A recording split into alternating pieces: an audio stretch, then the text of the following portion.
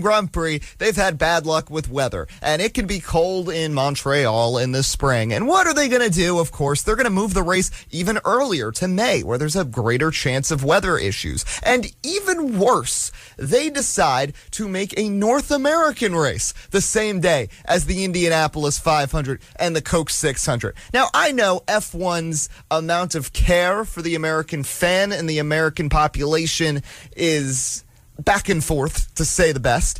But really? And people are like, oh, then they'll make the Canada race in the morning to cater to the Indy 500. They are not going to do that. It's going to be run at the same time as the Indianapolis 500. And I understand that they don't care that much about IndyCar and NASCAR. And in the grand world scheme, F1 is king compared to those two sports. But the Indianapolis 500 is the one thing that can truly rival F1. And I still think this is a bad move marketing-wise, separate to the fact that I'm frustrated that something's going to try to go up against the Indianapolis 500 that further curbs and quells any chance of an F1 driver going to attempt the Indianapolis 500.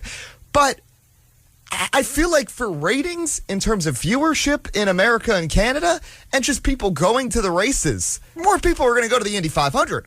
I'm sorry. That's just the case. And I think if you were going to do anything and pivot from Monaco during Memorial Day weekend, during this big weekend for racing, really the first summer weekend in the Northern Hemisphere, you could have gone somewhere else in Europe, run the race earlier, and not have it impact the Indy 500. But instead going right up against the biggest American motorsports event, and they're saying, oh, there was no intention with that. That's exactly the intention. I mean, come on.